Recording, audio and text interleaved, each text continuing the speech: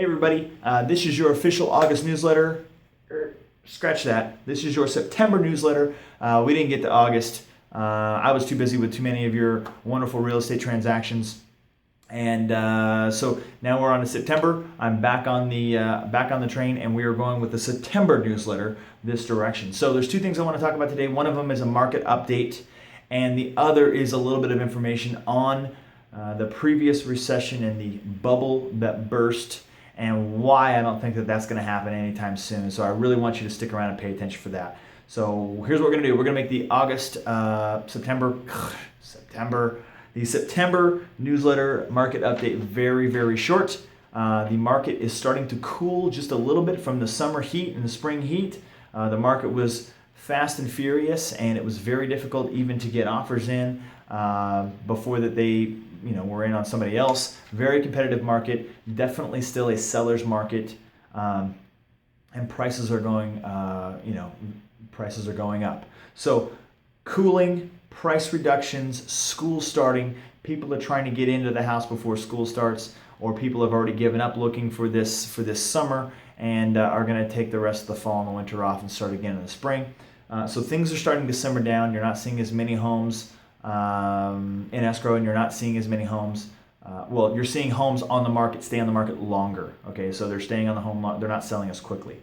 That, and coupled with the price reductions, leads me to believe that the market's starting to cool a little. So, still seller's market, no big deal there. Okay, moving on.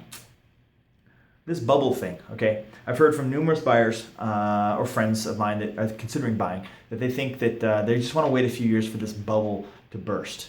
Okay, so let me talk about the whole bubble bursting thing. A bubble, usually is inflated way beyond what it should be, and then, that pressure ends up popping, right? That's how a bubble works, or a balloon, whatever. So look, I've got a quick chart here I'm going to show you, and this shows you where we're at. This is a 50-year average. It starts at 80, so it's not really completely 50 years, more like 46. Anyway, check it out. The blue line is Portland. The green line is sort of an average of the entire United States. If you draw a line from where Portland started all the way up to here, roughly in a straight line, we're not grotesquely exaggerated. Our prices are not through the roof. They're actually back on par to where they should have been had there not been the initial bubble in the recession in the first place back in 2007. So we're kind of back to pre-recession levels along that continuing trend line, right where we should be. So we are where we should be. People, it's not a bubble. Okay, it's not going to pop, it's not a bubble.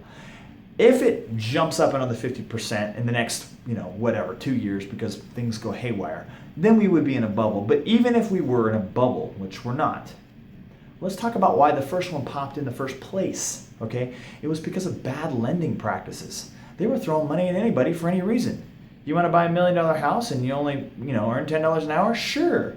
So there was a ton of stuff going on in the lending world that made it very challenging for loans to be repaid. Okay, there was the adjustable rate mortgages. People, percentages were going up as much as a whole percentage point per year, which was just making people's payments astronomical. They couldn't do it. Not only that, we had an entire economic downturn. Okay, when people lost their jobs, there was a lot that went into this last bubble, and a lot of it was lending practices, and those things aren't around anymore. There's tighter lending restrictions that make it, people have to be more qualified to actually get a loan nowadays, okay? So the whole lending thing isn't really a factor anymore, all right? Well, it could be, but it's probably not. Here's another thing.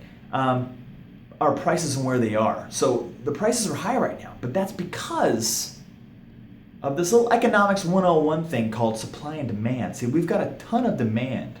We've got our normal demand, which is, kids getting out of college and they save up in their first job and they're ready to buy their first house, your normal first hire home, people, the normal demand that there is. And then you've got all this additional demand that is brought about by all of the people that lost their house back in the recession.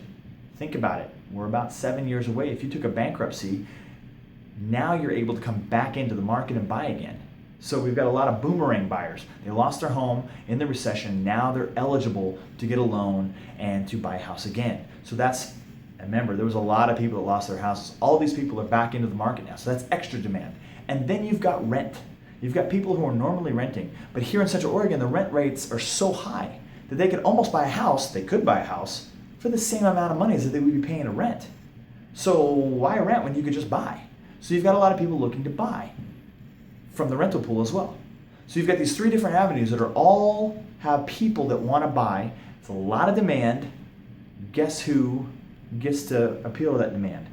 The supply. So there isn't that many houses that people want to sell right now. There's a lot of investors, they want to hold on to them. They're seeing these prices go up. They're like, oh boy, I'm going to hold on to this. So there's a lot of demand. There's not that much supply. That naturally makes things go up. It goes up. It's a simple economic principle, supply and demand. So hope that makes sense to you. Well, then why aren't there more houses being built? Why aren't there more apartment buildings being built? Why is the demand so high? Well, that's another thing we need to talk about. Construction costs are high. And when the construction cost, let's say you're buying a house or you want to build a house, you're a builder, you buy a $200,000 house and you can only sell it for $200,000. I mean, you build a $200,000, it costs you $200,000. I mean, you only sell it for $200,000. There's no profit in it. There's no reason to even build it in the first place. Now that our home prices are back to where they are in relationship to construction costs, now they go, oh, now we can build again. Now we can actually make some money building houses. So now you're starting to see construction turn around. Now it's starting to go, gosh, it seems like everywhere you go now in town, there's construction going, because now the values and the home prices have gotten back to where they are, strong enough to where they can afford to build a house and actually make some money off of it. Okay, so that's another thing. But then you got rentals too. So people are starting to build, apartment units and rental units and condo units and stuff like that.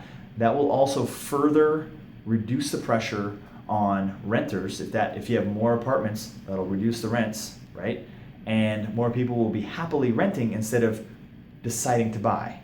Same thing if you're building new houses. More houses means more supply. That should reduce the demand. So prices are going high because of supply and demand and because of the rental market. There shouldn't be any issues with a bubble popping because there shouldn't be any loan issues. If I were to guess, and remember I'm a real estate agent, but I'm not a professional economist, I would probably think that home prices will level and not be going like this. They'll probably level out, but they're not going to do any sort of dramatic dip like I've heard people think that they are. They're not going to do any massive drop anytime soon because there's nothing coming along the horizon that would force that to happen. All right. Hope that makes sense. Long, boring talk. But hopefully that sheds a little bit of light on you. If you have any other questions or anything you want to give me feedback on this, please let me know. Look forward to hearing from you. Check out my website or my Facebook page or my YouTube page, wherever to check out some of these videos. I am your official coach in real estate, John Crom, signing off. Cheers.